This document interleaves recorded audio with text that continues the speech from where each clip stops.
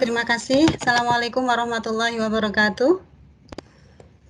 Innalhamdulillah wa nasta'inuhu Innalhamdulillah nahmaduhu wa nasta'inuhu wa nastaghfiruh wa na'udzubillahi min syururi anfusina wa min sayyiati a'malina. May yahdihillahu fala mudhillalah wa may yudlilhu fala hadiyalah. Asyhadu an la ilaha illallah wa asyhadu anna Muhammadan abduhu wa rasuluh la nabiyya ba'dah. Rabbis shrah li sadri wa yassir li amri wahlul 'uqdatam min lisani yafqahu qawli. Amma ba'd. Yang kami hormati Bapak Kepala SMPIT Harapan Umat Brebes, Ustaz Gusma, serta Dewan Guru SMPIT Harapan Umat, kemudian anak-anakku yang berbahagia, siswa-siswi SMPIT Harapan Umat Brebes. Ini suara saya terdengar jelas mboten nggih? Terdengar jelas. Jelas. Jelas. Ya, terima kasih. Karena ini saya di kamar, jadi semua tempat kerja penuh ini. Suami ada meeting juga. Ini Mufti juga ikut meeting. Jadi tempatnya dipisah-pisah. Saya kedumannya di kamar. Ini jauh dari WiFi. Mudah-mudahan lancar ya. Mudah-mudahan lancar, suaranya jelas.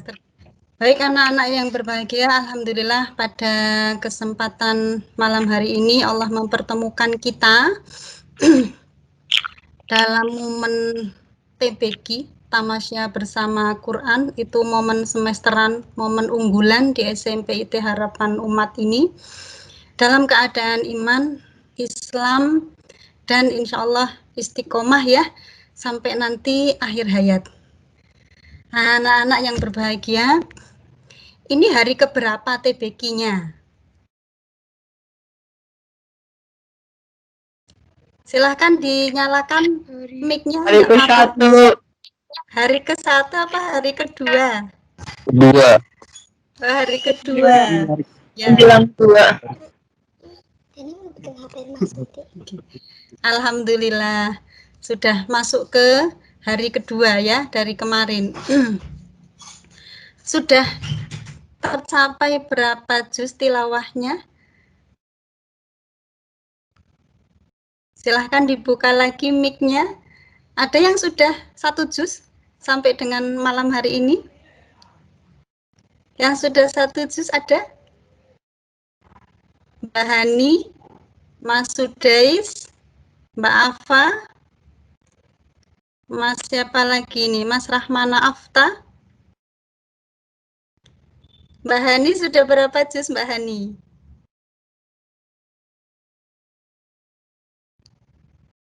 5. Alhamdulillah. Mbak Afa sudah berapa juz? 5. Alhamdulillah. Mbak Afa sudah berapa juz? Agak tersendat ini suaranya Mbak Afa. Mbak Hana banyak nih mestinya. Mbak Hana sudah berapa juz ini? Lagi 4. Mau lagi 4. Lagi nggarap yang ke-4 juznya. Alhamdulillah. Bisa ziyadah hari ini Mbak Hana? Bisa. Alhamdulillah. Kalau setiap hari TBQ senang ya bisa berinteraksi terus dengan Al-Quran. Baik anak-anakku yang berbahagia, alhamdulillah kalian dan orang tua kalian telah memilih SMP yang tepat ya, SMP yang tepat yang mengantarkan, insya Allah mengantarkan kalian, mengantarkan anak-anak didiknya kepada pribadi-pribadi yang berinteraksi secara intensif dengan Al-Quran. Nah, salah satu indikatornya seperti ini, minimal 1 semester 1 kali diadakan kegiatan TBQ, Tamasya Bersama Quran.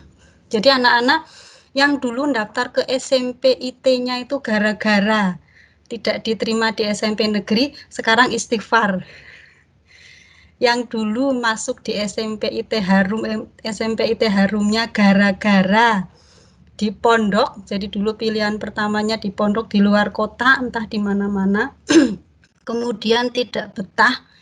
Kemudian akhirnya mentok di SMP IT Harum, sekarang juga istighfar. Kenapa? Sebab ternyata SMP IT Harum ini meskipun baru beberapa tahun dirintis, alhamdulillah sudah memberikan bukti kepada masyarakat munculnya, tumbuhnya anak-anak yang dekat dengan Al-Quran. Paling tidak nanti kalian lulus dari SMP IT ini minimal dibuat malesnya 3 juz lah, insya Allah 3 juz itu mungkin bisa dimiliki. Nah, harapan saya setelah memiliki 3 juz, jangan berhenti, lanjutkan terus. Karena usia kalian masih panjang, kesempatannya masih banyak untuk terus berinteraksi dengan Al-Quran, menambah hafalan, memurojaah, tilawah terus sepanjang usia, sampai gapailah sampai 30 juz. Siap? Siap ya? Siap? Siap, insya Allah. Allah Akbar. Nah, baik. Anak-anak yang berbahagia, pada malam hari ini kita akan membahas tentang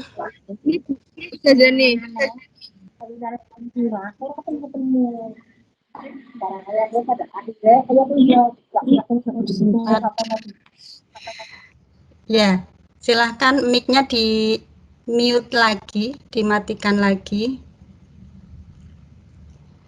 Pada malam hari ini kita akan membahas tentang hal-hal yang dapat menjadikan kita istiqomah bersama Al-Quran.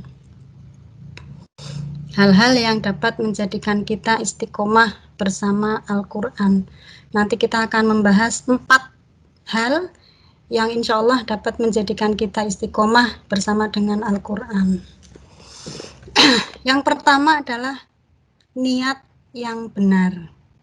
Mohon maaf, saya tidak membuat slide-nya, tidak membuat materi presentasinya. Nggak kepikiran, tapi bisa ya mengikuti ya. Mudah-mudahan kalian siap dengan catatan, bisa dicatat. Yang pertama adalah niat yang benar atau shahihul ahdaf. Niat kita berinteraksi dengan Al-Quran, anak-anak, satu yang paling utama, yang pertama, dan itu juga yang terakhir. Niatnya hanya satu sebetulnya, lillahi ta'ala. Niatnya karena Allah. Seberapa besar cinta kita kepada Allah, itu akan ditunjukkan dengan seberapa dekat kita dengan Al-Quran. Kalau yang punya nomor kontak saya, mesti di nomor kontak itu terbaca, di profil WA-nya terbaca, sesuatu karena Allah itu akan terus. Tetapi sesuatu yang bukan karena Allah akan mudah putus. Demikian juga kegiatan kita berinteraksi dengan Al-Quran. Kalau itu diniatkan karena Allah, itu akan terus tumbuh, semangatnya terus tumbuh. Oke lah, di awal-awal kalian berinteraksi dengan Al-Quran karena penugasan, karena penugasan. Ustadznya memberikan tugas di mutabaah, dipantau sehari minimal baca 5 halaman misalnya. Sehari minimal setor 3 baris atau setengah halaman misalnya, setor hafalan. Satu hari murojaah 1/4 juz misalnya. Di awal-awal mungkin karena penugasan seperti itu. Oke lah. Interaksi kalian di awal yang interaksi kalian diawali dengan penugasan itu oke lah, tapi itu di awal saja. Kalau itu kalian lanjutkan, interaksinya hanya karena tugas. Jadi kalau liburan, libur juga dengan Al-Qur'annya, maka kalian akan capek sendiri, akan jenuh sendiri. tidak cinta, tidak minat dengan Al-Quran. Akhirnya suatu saat bisa merasakan jenuh, sama sekali tidak ingin menyentuh Al-Quran. Tetapi kalau niat kita karena Allah, maka Allah yang akan menjaga Quran itu dalam diri kita. Kalau kalian punya waktu, baca sirah sahabiyah, sirah sahabat, sirah Nabi, bagaimana interaksi mereka dengan Al-Quran. Ada seorang sahabat Nabi, anak-anak, namanya Hudzaifah bin Yaman. Hudzaifah bin Yaman itu sebetulnya mirip dengan asistennya Rasulullah ya. Jadi beliau bersama dengan Anas bin Malik itu banyak mengurusi keperluan Rasul, keperluan sehari-hari. Pada suatu malam, ketika Rasul akan mendirikan sholat malam, itu Hudzaifah juga sudah terbangun. Maka diajak oleh Rasul, "Wahai Hudzaifah, ayo ikut bersamaku sholat malam." Kemudian Hudzaifah bermakmum di belakang Rasul, mengikuti sholat malamnya Rasul. Nah, rakaat yang pertama, ketika Rasul selesai membaca Al-Fatihah, Rasul membaca surat Al-Baqarah. Hudzaifah bin Yaman berpikir, wah yang dibaca Al-Baqarah. Al-Baqarah berapa ayat? 280? 286. Ya, semula Hudzaifah berpikir, paling-paling 30 ayat nih. Ternyata setelah ayat yang ke-30, Rasul nyambung lagi ayat yang ke-31. Terus Hudzaifah berpikir lagi. Jadi di tengah menjadi makmum sholat itu, pikirannya gundah, pikirannya tertuju ke surat pilihannya Rasul itu. Hudzaifah berpikir lagi, mungkin hanya 100 ayat. Ternyata sampai pada ayat yang ke-100 surat Al-Baqarah, Rasul nyambung lagi ayat 101. Dan seterusnya sampai selesai, 286. Begitu selesai, Hudzaifah berpikir, setelah ini pasti ruku nih, selesai. Ternyata tidak. Rasulullah menambah lagi surat pilihannya dengan surat yang ketiga. Apa surat yang ketiga?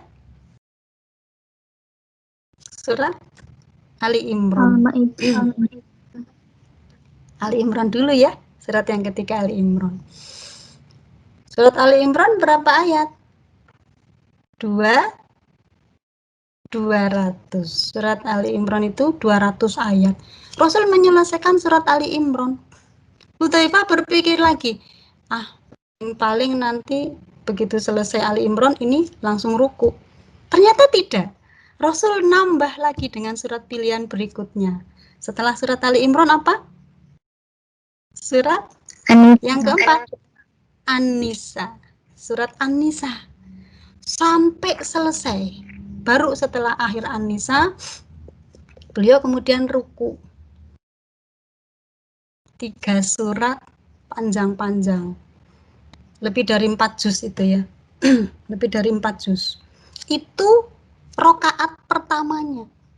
Jadi di rakaat yang pertama itu Rasulullah membaca surat pilihannya 3 surat yang panjang-panjang, dan Hudzaifah bin Yaman, sahabat Nabi sekaligus asistennya, itu dengan setia, dengan sabar mendengarkan bacaan Rasulullah. Nah, itu sebetulnya cara Rasul mendidik para sahabatnya agar mereka terbiasa dekat dengan Al-Quran. Ya matanya, ya telinganya, ya lisannya, ya hatinya. Sahabat semua dididik dengan caranya masing-masing. Nah, untuk Hudzaifah bin Yaman punya pengalaman seperti itu. Sehingga setelah berpengalaman bermakmum di belakang Rasulullah dengan pilihan surat yang banyak itu, pada kesempatan-kesempatan berikutnya, Hudzaifah bin Yaman sering mempraktekkan sholat malam yang panjang. Jadi sholat malamnya, sholat tahajudnya mungkin hanya 2 rakaat, tapi Rakaat pertama 3 juz misalnya. Rakaat kedua 5 juz. Atau dibalik, rakaat pertama 5 juz, rakaat kedua 3 juz. Jadi Hudzaifah bin Yaman setelah momen itu sering sekali berdiri panjang dalam sholat malam. Nah, itulah anak-anak. Jadi sunnah Rasul dalam sholat. Stressing atau penekanan kita dalam sholat tidak hanya sujud yang panjang ya, tetapi juga berdiri yang panjang. Namanya saja qiyamul lail. Qiyam itu berdiri di waktu malam, bangun di waktu malam, berdiri yang panjang. Nah, begitu Rasul ruku tadi dengan Hudzaifah bin Yaman, rukunya pun panjang. Rukunya panjang. Lama, jadi rukunya lama. Kemudian selesai ruku, selesai ruku, kemudian sujud ya. Sujudnya juga panjang. Jadi berdirinya panjang, rukunya panjang, sujudnya juga panjang. Maka wajar kalau kemudian di beberapa riwayat diceritakan Rasulullah itu kalau sholat malam sampai kakinya bengkak. Ya jelas bengkak karena berdirinya berjam-jam. Kalian saja kalau ikut upacara hanya 1 jam, 1,5 itu sudah merasakan penat. Rasulullah itu rakaat pertamanya saja hampir 5 juz. Bagaimana dengan rakaat yang kedua? Ya tidak beda jauh. Bagaimana dengan witirnya? Tidak beda jauh. Maka wajar kalau kemudian kakinya sampai bengkak-bengkak, kebanyakan berdiri. Jadi mungkin kalau dikonversi ke dalam waktu kita, dimulai dari 1:30 malam ya, atau jam 12 malam, sampai subuh itu baru selesai.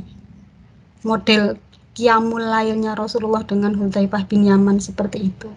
Tetapi itulah tarbiyah atau pendidikan yang dilakukan oleh Rasul pada sahabatnya, agar mereka terbiasa dekat dengan Al-Quran. Ada lagi sahabat yang lain, sahabiyah kalau ini, perempuan, namanya Ummu Darda. Ummu Darda itu sahabiyah Rasulullah, sahabat Rasul yang perempuan yang gemar sekali membaca Al-Quran. Sampai di rumahnya itu dijadikan sebagai markas Al-Quran.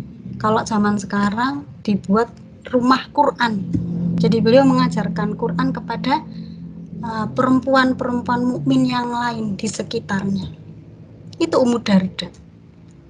Ada juga kita kenal Ummu Warokoh. Ummu Warokoh itu juga sahabiah Rasulullah, perempuan yang gemar sekali dengan Al-Quran.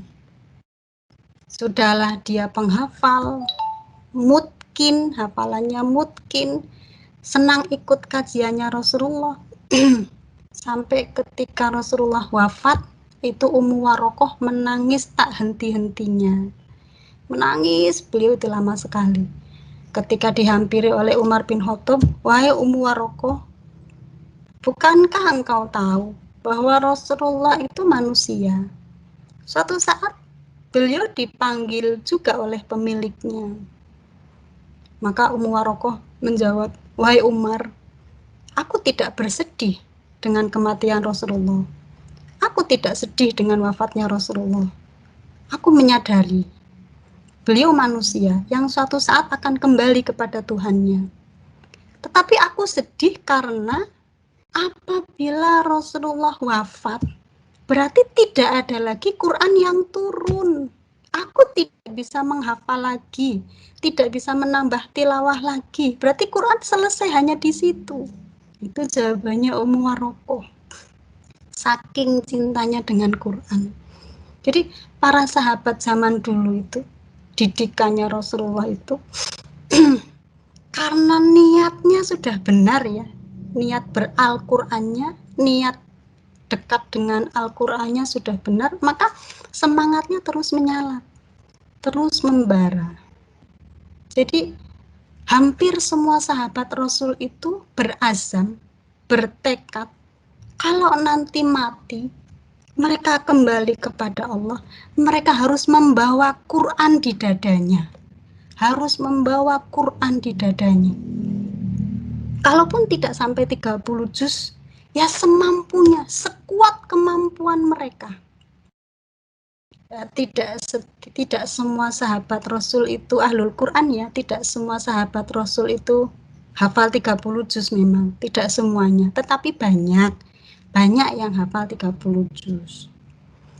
Kalaupun mereka tidak hafal 30 juz, karena memang keadaan yang memaksa mereka, bukan karena malas, bukan karena kebanyakan nonton status di WA atau pasang status di WA, bukan karena kebanyakan chatting di WA, tidak. Karena memang kesempatannya sangat sedikit sekali. Contoh sahabat Rasul yang sampai meninggalnya tidak hafal Quran itu Khalid bin Walid. Khalid bin Walid itu kan pemimpin perang. Beliau kan prajurit yang tangguh. Jadi ketika berperang itu beliau tidak berada pada barisan depan, tidak, tapi di depannya barisan. Khalid bin Walid itu ketika berperang itu melawan orang-orang kafir Quraisy itu berada di garda terdepan. Jadi kalau saat itu dibunuh ya dia akan terbunuh pertama. Itu Khalid bin Walid karena sibuk berperang, sibuk mengatur strategi. Maka memang sampai dengan beliau meninggal, beliau belum hafal 30 juz. Tetapi sesibuk-sibuknya Khalid bin Walid, anak-anak, Khalid bin Walid itu jadi komandan perang itu usia muda ya, 18 apa 19 tahun itu, seperti Sa'ad bin Abi Waqqas. Jadi seusia kalian gitulah, seusia kalian sudah jadi prajurit, sudah lihai bermain pedang, sudah lihai dengan Al-Quran, sudah dekat dengan Al-Quran. Sesibuk-sibuknya Khalid bin Walid itu sampai menjelang beliau meninggal, itu beliau mencium Quran dan menyesal luar biasa. Ampuni saya ya Allah, karena saya sering berperang, maka nanti saya pulang kepada Engkau, saya tidak bisa membawa 30 juz di dada saya. Ampuni saya ya Allah, karena saya sibuk sekali berperang. Padahal Khalid bin Walid itu di tengah kesibukannya berperang,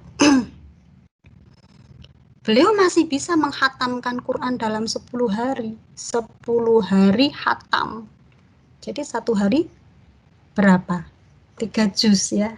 Satu hari 3 juz. Padahal kesibukan perangnya luar biasa. Itu Khalid bin Walid. Maka anak-anak, kalau kalian sekarang tilawah berjuz-juz, kemudian harus setor hafalan, kemudian harus murojaah, itu karena tuntutan penugasan, maka segera hentikan niat yang seperti itu. Ganti niatnya, diperbaharui niatnya. Mulai sekarang beral-Qur'anlah karena Allah. Karena bisa jadi ya anak-anak, bisa jadi kalau kita memutuskan untuk terus berinteraksi dengan Quran, bisa jadi kita yang dipilih oleh Allah untuk memberikan syafaat kepada kedua orang tua kita kelak di yaumil akhir.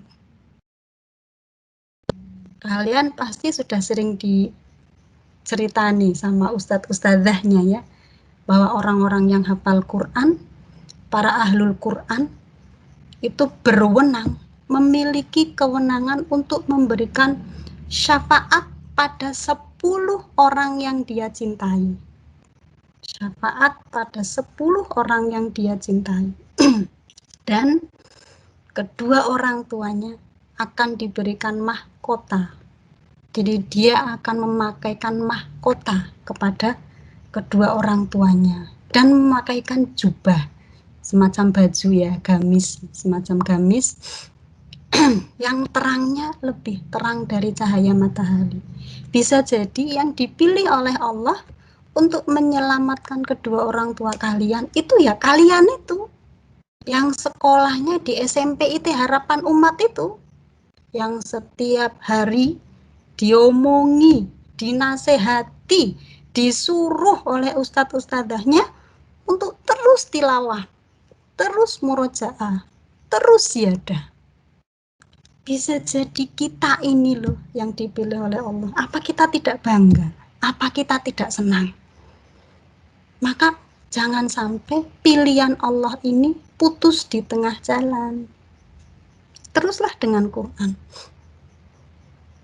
Karena di yaumil akhir nanti, insya Allah kita akan dikumpulkan dengan keluarga kita masing-masing, dengan orang-orang yang dicintai, dengan amal yang paling tinggi di keluarga itu. Jadi anak-anak, kalau kalian memiliki umi dan abi atau ibu dan bapak yang maksudnya sudah memang intens berinteraksi dengan Quran, alhamdulillah ya. Tetapi bagi yang belum, misalnya ibu bapaknya belum tergerak untuk berinteraksi dengan Quran secara intens gitu, ya tugas kalian agar keluarga kalian nanti tidak hanya bersatu di sini. Kalian bisa berkumpul lagi dengan bapak ibu, dengan adik kakak kalian nanti di surga. Syaratnya hanya itu saja, lakukan amal terbaik di keluarga itu. Jadi di keluarga kalian harus ada anggota keluarga yang melakukan amal terbaiknya. Mungkin tidak bisa sama seperti kalian dengan kakak atau dengan adik, atau antara bapak dengan ibu, mungkin tidak bisa setara. Ibu gemar sekali dengan Quran, bapak kayaknya 3 hari sekali baru pegang Quran misalnya ya.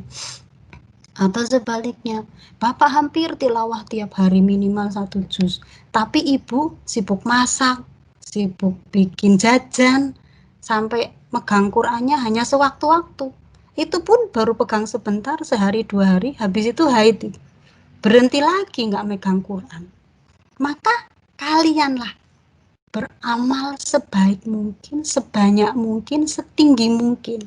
Sehingga nanti dengan amal yang tertinggi itu, Allah membawa keluarga kalian di tempat yang terbaik di surganya. Siap? Siap ya. Siap. Lulusan SMP itu harapan umatnya harus siap. Itu sehingga tujuan yang benar itu harus dipegang teguh ya.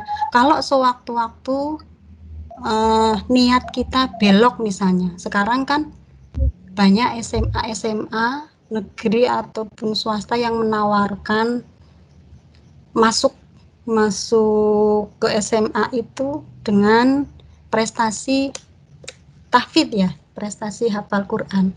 Seperti di perguruan tinggi itu kan sekarang sudah jalan. Jadi kalian nanti kalau lulus SMA bisa masuk ke perguruan tinggi negeri, berbagai perguruan tinggi negeri, termasuk yang swasta juga menawarkan beasiswa untuk anak-anak yang hafal Quran. Jadi lulus SMA 30 juz itu Anda mau kemana, kalian mau daftar kemana saja insya Allah diterima. Kedokteran, jadi insinyur, atau mau ke teknik, atau mau jadi pak guru, jadi bu guru, insya Allah banyak perguruan tinggi yang membuka peluang itu. Bahkan tidak hanya langsung diterima, tetapi dibiayai, diberi beasiswa sampai kalian lulus kuliah. Nah, meskipun ada tawaran-tawaran seperti itu yang sifatnya duniawi, kedekatan kalian dengan Quran bukan untuk itu ya, yang utama bukan untuk itu. Kalaupun suatu saat mendapatkan beasiswa tahfidz gara-gara ngapal Quran, di SMP-nya dulu dipaksa ngapal 3 juz selesai, mungkin masuk SMA IT misalnya, di SMA nambah lagi hafalannya jadi 10 juz misalnya, gara-gara punya hafalan 10 juz diterima di kedokteran misalnya, kedokteran Undip. Kalau Undip 30 juz sih, 30 juz. Ada sih perguruan tinggi yang menerima beasiswa tahfidz 10 juz juga ada. Tetapi bukan itu ya anak-anak ya, niat kita bukan itu. Niat kita menghafal bukan untuk gelar. Niat kita dekat dengan Al-Quran bukan untuk pujian manusia juga, bukan. Meskipun itu nanti akan muncul dengan sendirinya, karena orang-orang atau anak-anak yang dekat dengan Quran itu viral dia terkenal di langit itu. Orang-orang yang dekat dengan Quran, yang lisannya banyak melafalkan huruf-huruf Al-Quran itu oleh penduduk langit dikenal. Kalau bahasa anak sekarang viral gitu. Jadi begitu kita buka Quran, a'udzubillahi minasyaitonirrajim.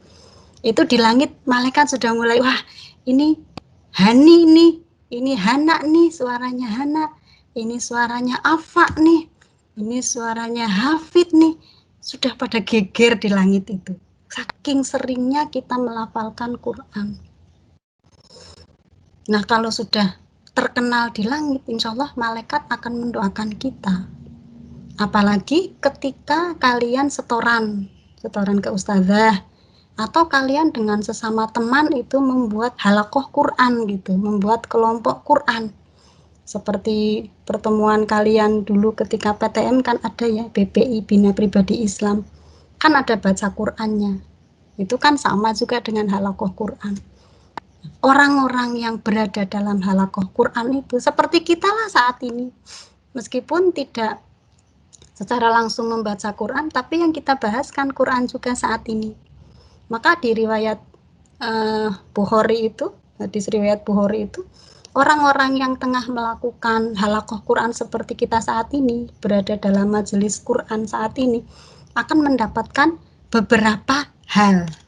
Yang pertama, dia akan mendapatkan sakinah, ketenangan, ketentraman. Jadi kalau kalian ikut seperti ini nih, ikut majelis seperti ini, yang lagi punya masalah, yang lagi bete, yang lagi jenuh, yang lagi jengkel sama temennya, lagi jengkel sama kakak adiknya, itu otomatis Allah hilangkan kejengkelan-kejengkelan itu.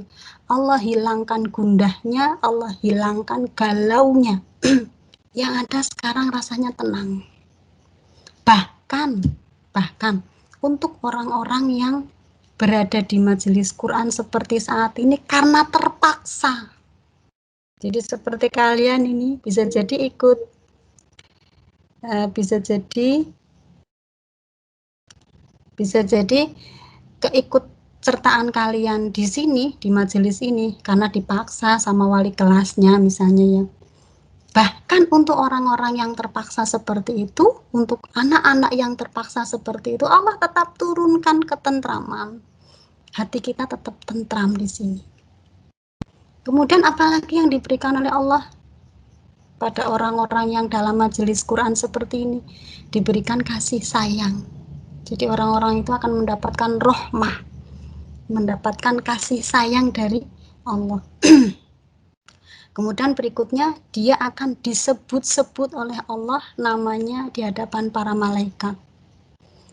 Jadi namanya disebut-sebut, wahai malaikat, itu lihat itu, ada Bu Sabila, ada Bu Ella, itu sedang berada dalam majelis Quran. Jadi Allah membanggakan kita pada penduduk langit, pada para malaikatnya. Senang ya, coba kalau tiap hari setoran Quran begitu. Jadi ketika kalian setoran dengan ustadzahnya, itu kan berarti di situ ada majelis Quran. Ketika kalian mengikuti TBG seperti ini beberapa hari, berarti di situ ada majelis Quran. Maka selama itu ketenangan, kasih sayang, kemudian disebut-sebut oleh Allah, kemudian didoakan oleh malaikat, itu akan terus berlangsung. Nah, kalau sejak TBG setiap hari ya, setiap hari sampai lulus SMP itu luar biasa. Nah itu tadi hal yang pertama, apabila kita ingin istiqomah dengan Al-Qur'annya, niat yang lurus atau niat yang benar. Yang kedua, hal yang kedua agar kita istiqomah dengan Al-Qur'an itu adalah sakofah. Sakofah itu kalau bahasa sininya memiliki ilmu, memiliki pengetahuan. Ilmu atau pengetahuan apa? Ya, ilmu atau pengetahuan, terutama pengetahuan yang terkait dengan Al-Quran. Misalnya, apa sih yang saya dapatkan kalau saya hafal Quran misalnya, baik di dunia maupun di akhirat? Apa sih keistimewaan orang-orang yang hafal Quran?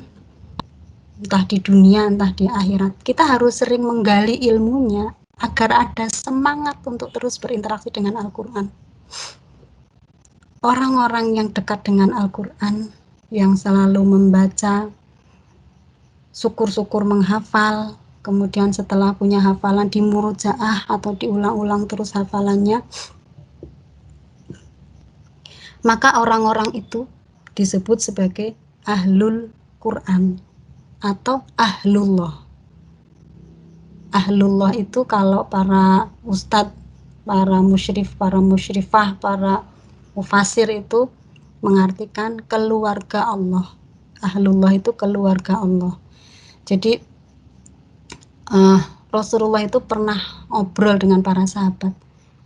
Allah punya keluarga di muka bumi. Dan para sahabat penasaran, punya keluarga. Siapa mereka wahai Nabi? Kata Rasulullah, merekalah orang-orang yang senantiasa berinteraksi dengan Al-Quran, membacanya siang dan malam, menghafalnya, memurojaahnya, mentadaburinya. Mentadaburi itu berarti mempelajarinya ya, atau mengkajinya. Kemudian mengamalkannya, kemudian mengajarkannya kepada orang lain. Orang-orang seperti itulah orang-orang yang menjadi keluarga Allah di muka bumi. Bayangkan anak-anak, keluarganya bupati saja dapat fasilitas istimewa di setiap keadaan. Misal ya, kalau Bu Morin ini anaknya bupati gitu, terus saya kepengen piknik, misalnya ke mangrove sajalah, situ yang dekat ke mangrove itu, mesti orang tua saya yang bupati itu akan telepon ajudannya ya, menyiapkan segala sesuatunya. Ini anak saya mau ke mangrove nih, tolong dikondisikan. Bisa jadi nanti jalan yang menuju ke mangrove itu mendadak dialusi gitu ya, dialusi, diaspal yang tadinya lubang-lubang itu dialusi. Disiapkan kendaraan yang baik, disiapkan menu makan, nanti di sana disambut gitu. Ini ada anaknya bupati mau dolan, mau piknik ke mangrove misalnya. Itu di dunia, itu anak bupati, keluarganya bupati. Bagaimana dengan keluarga Allah? Tentu lebih istimewa dari itu. Tidak mungkin Allah membiarkan para ahlul Quran, para ahlullah itu kelaparan, nasibnya apa misalnya suram, kemudian hidupnya galau, tidak karu-karuan. Itu impossible. Orang-orang yang diberikan Quran ke dalam hatinya oleh Allah itu, yang diberikan keistimewaan, yang dipilih oleh Allah untuk menjaga kalamnya, tentu Allah menjaga juga segala sesuatu yang terkait dengan dia. Tidak mungkin kelaparan anak-anak, ibaratnya begitu. Bahasa kita itu tidak mungkinlah nanti kalau kalian hafal sampai 30 juz misalnya, terus yang laki-laki susah cari kerjaan, itu impossible, tidak mungkin. Allah sendiri yang nanti akan mencarikan jalan keluar dari setiap keadaan. Maka menjadi ahlul Quran itu keistimewaannya tidak hanya di dunia, itu baru di dunia lah di situ. Nanti di akhirat berlimpah lagi, berlimpah. Coba kalau anak-anak yang lain misalnya berbakti kepada orang tua itu, misalnya hanya menunjukkan prestasi akademik, misalnya nilai matematikanya 100 terus, bahasa Indonesianya 100 terus, di rapotnya bagus sekali, tetapi nggak bisa baca Quran misalnya ya, terbata-bata ketika membaca Quran. Mungkin dia berprestasi secara duniawi, tetapi itu tidak akan berpengaruh apa-apa ketika menghadapi hari pembalasan. Prestasi duniawi seperti itu penting ya anak-anak, itu penting, tetapi bukan yang paling penting. Artinya memang kecerdasan kita itu kan sudah didesain sama Allah. Ada yang IQ-nya di atas 120 ya, ada yang pas-pasan di bawah 90 misalnya. Itu sudah given sifat. Given itu pemberian yang tidak bisa diubah. Sebagaimana kita berjenis kelamin laki-laki atau perempuan. Ya seperti itu. Misalnya orang-orang dengan IQ kurang dari 90 dipaksa apapun misalnya untuk mempelajari matematika setiap hari di drilling dan lain, ya segitu-gitunya. Beda dengan Quran ya, beda dengan Quran. Kalau Quran memang istimewa. Quran itu bisa dihafal oleh siapa saja dari berbagai usia. Teman saya, temannya Bu Morin itu menghafal Quran di usia 38 tahun. Hafal sampai 30 juz ketika usia 48 tahun. 10 tahun selesai. Itu ibu-ibu, anaknya 5. Tidak punya pembantu di rumahnya. Tapi dia tidak bekerja emang di rumah full, ibu rumah tangga. Ada lagi dulu Ustadz saya cerita, bapak-bapak usia 56 tahun. 56 tahun baru mulai menghafal. Ketika usianya 65 tahun, berarti 9 tahun, selesai hafalannya 30 juz. Begitu selesai menyetorkan hafalan terakhir, beberapa hari kemudian meninggal dunia. Masya Allah, luar biasa. Bisa dihafalkan dari berbagai usia. Bahkan untuk anak-anak balita. Anaknya teman saya kemarin sudah dibuatkan videonya di Semarang. 5,5 tahun ini sudah hafal 10 juz. Mungkin 10 juz itu lancar. Ketika disuruh sambung ayat dari juz 1 sampai dengan juz 8, kemudian juz 30 dan juz 29, luar biasa lancarnya. 5,5 tahun. Tuaan mana dengan kalian? Tuaan saya ya. Tuaan saya. Itu sakofah. Banyak-banyak mencari ilmu tentang Quran. Terutama tahsinnya, ilmu-ilmu tentang bagaimana membaca Quran sesuai dengan tajwidnya yang benar.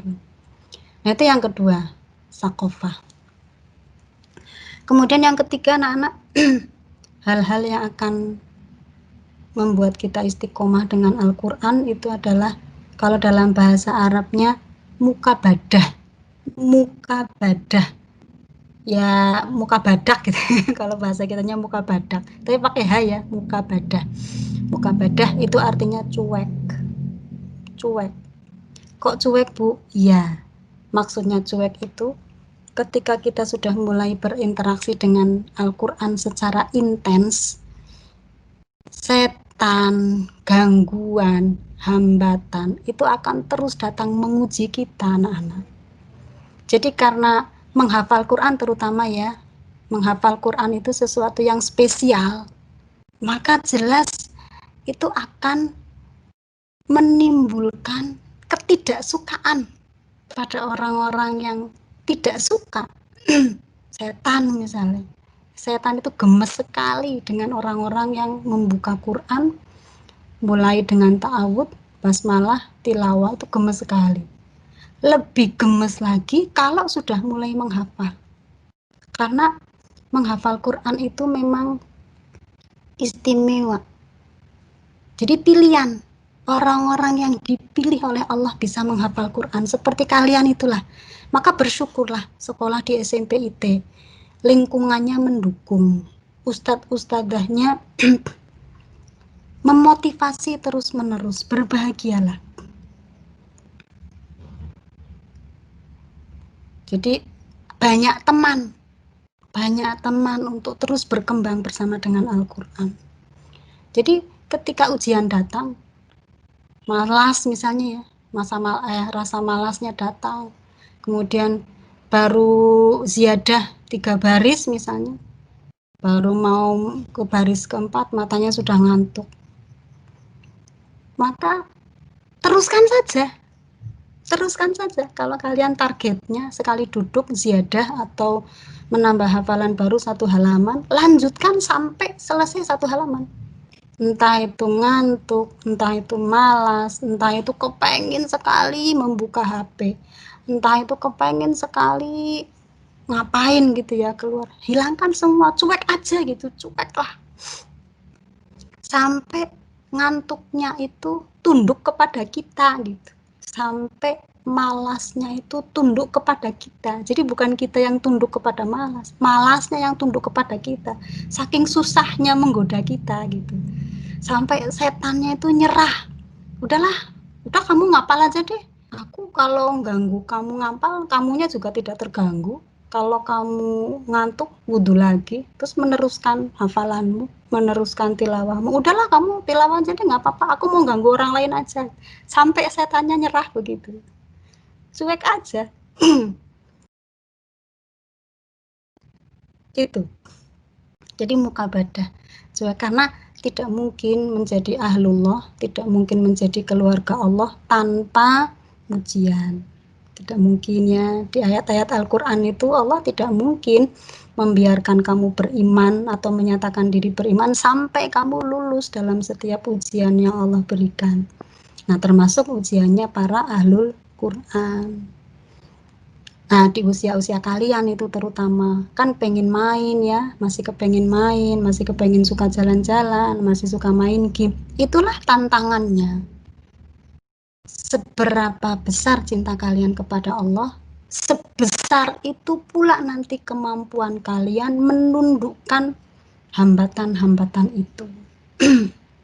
Kalau yang sudah tua-tua seperti saya ini, proses menghafalnya juga belum selesai, hambatannya beda lagi. Kalau sudah ibu-ibu kayak saya kan, sudah bukan masanya bermain ya, tetapi sudah mulai terikat pada pekerjaan karena saya juga ngajar, terikat pada pekerjaan rumah, itu nanti yang menjadi hambatan saya. Maka sebisa-bisanya bagaimana caranya hafalan tetap jalan, tapi pekerjaan juga tidak terbengkalai. Begitu juga kalian. Kemudian yang terakhir anak-anak, agar kita istiqomah bersama dengan Al-Quran, yang terakhir adalah Al-Majmu'ah. Al-Majmu'ah itu kalau dibahasakan sini memiliki komunitas atau berjamaah, memiliki komunitas. Jadi memang menghafal Quran itu sebetulnya bisa sih dilakukan secara mandiri seperti kalian ya. Bisa. Tidak disetorkan ke orang lain itu bisa. Setornya ke tembok misalnya. Setelah proses menghafal, kemudian sudah mungkin satu halaman, kemudian disetorkan, yang dengerin tembok, nggak apa-apa sebetulnya. Tetapi itu akan mudah jatuh karena kita nggak punya komunitas. Idealnya bersama dengan Quran itu kita punya komunitas, minimal ada orang tempat kita nyetor gitu. Nah, bersyukur lagi nih kalian, karena di SMP IT ustadz-ustadzanya siap nerima setoran. Sampai siapnya itu mengalahkan kalian itu. Kalian yang nggak nyetor-nyetor, padahal ustadz-ustadzanya nunggu nih. Seperti Mas Mufti ini susah sekali ya. Masya Allah. Padahal sudah dijanjikan ini sama uminya, ayo nanti kalau 10 juz mau minta apa, katanya dulu minta apa itu, silahkan kalau sudah 10 juz tapi mungkin ya tekan-tekan. Jadi minimal ada tempat nyetor, minimal punya teman-teman yang juga sama-sama dekat dengan Al-Quran, sama-sama suka tilawah. Anak-anak yang berbahagia, orang-orang yang terbiasa tilawah, lisannya terbiasa dengan Quran, itu nanti ngomongnya juga baik ya insya Allah. Karena hatinya terus dibersihkan. Jadi pada saat kalian membaca Quran, itu banyak keajaiban terjadi pada diri kalian sebetulnya. Di surat Fussilat itu disebutkan ketika kita membaca Quran, kulit kita saja mendengar itu.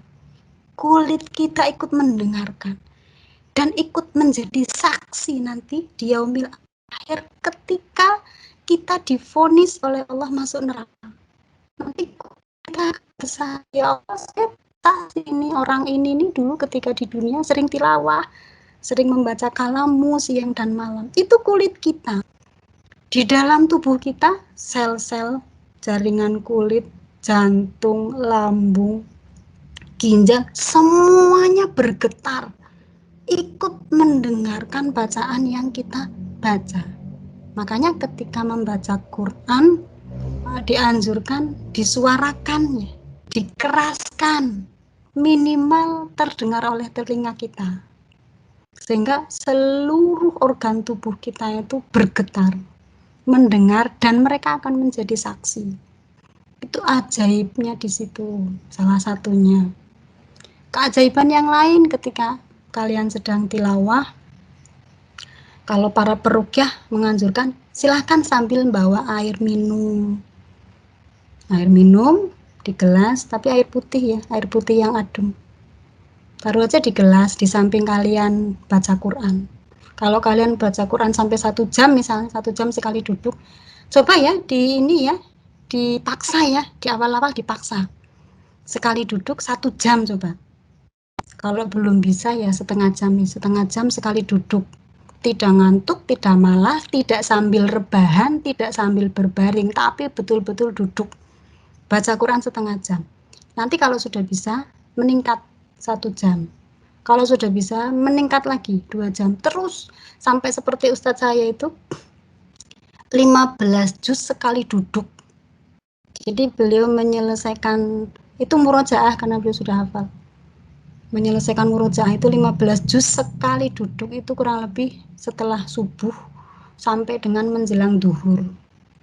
Itu berhentinya hanya untuk sarapan, kemudian wudhu lagi ketika kentut, kemudian minum kalau haus. Tidak tidur, tidak sambil rebahan, tidak apa-apa, duduk terus sampai menjelang duhur. Sampai bisa seperti itu. Nanti baru Quran itu akan terasa luar biasa gebrakannya di dalam diri kita. Nah, kalau belum bisa, caranya seperti itu dulu, 1,5 juz. Kalau saya belum bisa sampai 15 juz sekali duduk, belum bisa. Baru sampai berapa ya, 5 juz sekali duduk. Insya Allah nanti mudah-mudahan bisa ditambah lagi. Karena punya komunitas, nah itu pentingnya komunitas itu di situ, saling mengingatkan, saling memotivasi. Nah, ketika kalian sedang tilawah, ambil gelas, kasih air minum, taruh di samping kalian tilawah. Biarkan gelas itu yang berisi air itu mengikat pesan di dalam setiap ayat yang kita baca. Karena air kan makhluk hidup ya, jadi bisa mendengar, bisa mengikat pesan, dan ketika diminum itu bisa menyampaikan pesan itu ke seluruh tubuh kita. Makanya kalau bisa jangan hanya 1 gelas deh ya, 1 botol atau 1 teko gitu, biar nanti bisa diminum juga oleh keluarga kita. Nah, para peruqyah itu mengatakan itu air ruqyah atau air doa. Jadi sambil tilawah banyak manfaat yang bisa kita ambil. Tubuh jadi sehat, hati jadi tenang. Ketika di situ ditaruh air, kemudian airnya diminum bisa menjadi air ruqyah ya, insya Allah bisa menyehatkan. Insya Allah dengan izin Allah bisa menjaga kekebalan tubuh kita, terutama di masa pandemi seperti ini. Silahkan berwasilah minta kepada Allah dengan wasail Al-Quran, minta kepada Allah dengan perantaraan Al-Quran, perbanyak saja baca Quran. Nanti setiap kali selesai membaca Quran, doa ke Allah, ya Allah selamatkan, lindungi keluarga saya dari berbagai mara bahaya di dunia dan akhirat. Terus seperti itu, dan taruh air di situ. Kalau sudah bisa diminum atau diminumkan bapak dan ibu kita, dan seterusnya. Demikian anak-anak yang bisa saya sampaikan tentang hal-hal yang insya Allah bisa membuat kita istiqomah bersama dengan Al-Quran. Mohon maaf kurang dan lebihnya. Al-afu minkum, barangkali ada yang mau ditanyakan, saya persilahkan. Assalamualaikum warahmatullahi wabarakatuh.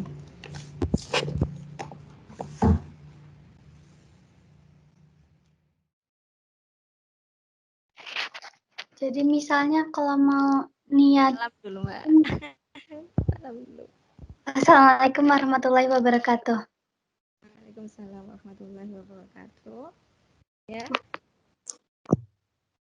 Jadi kalau misalnya kan kalau mau ibadah niatkan karena Allah.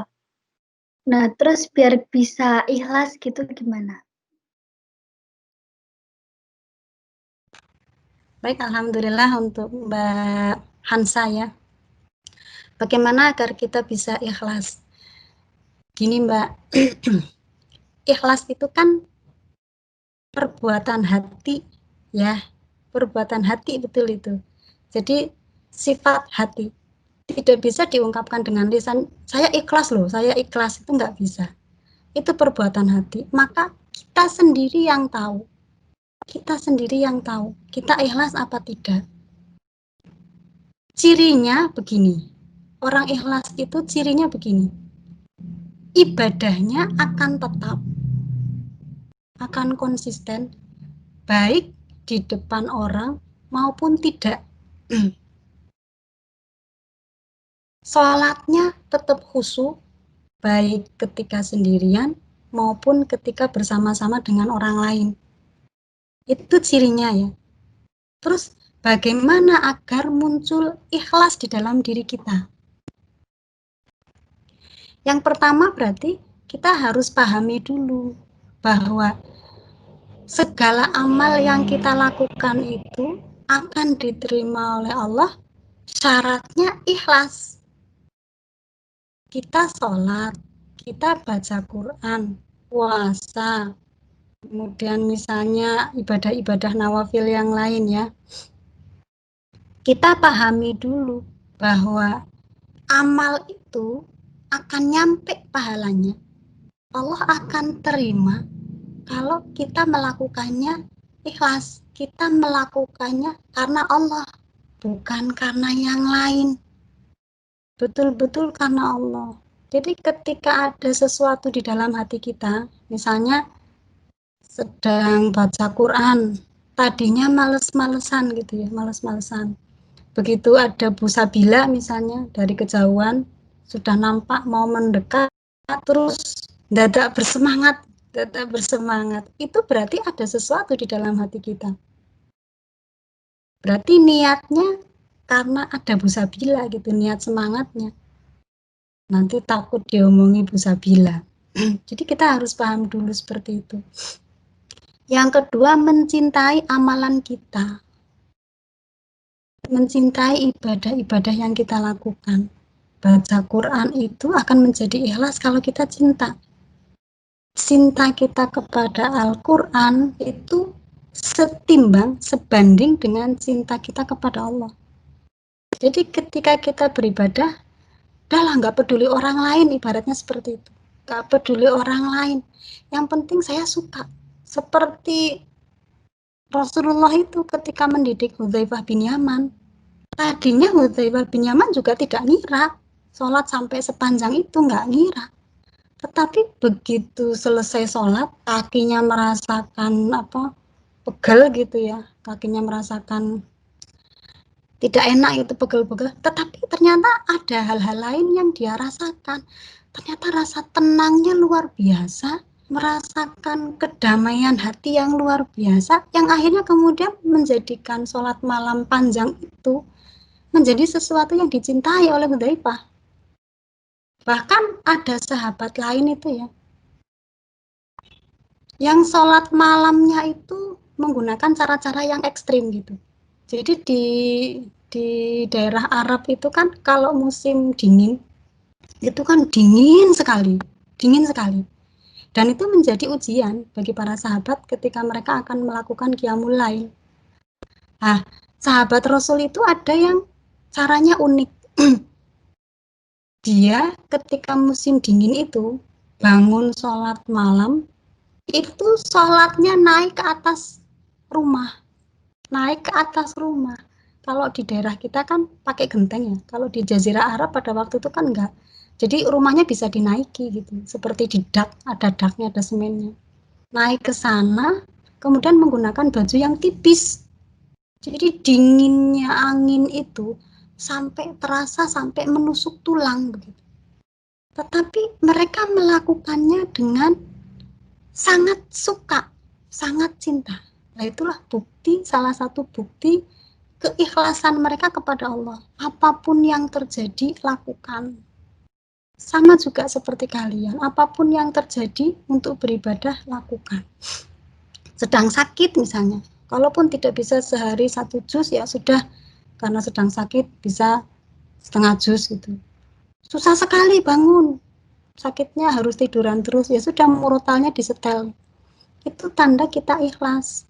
Jadi kebersamaan kita dengan Allah itu menjadi sesuatu yang sangat dinanti-nanti, menjadi sesuatu yang sangat ditunggu-tunggu gitu. Itu mudah-mudahan bisa menjawab. Kalau belum puas, alhamdulillah nanti bisa dijelaskan ulang sama Bu Sabila atau Bu Ella dan ustadz-ustadzah yang lain. Itu anak-anak. Terima kasih.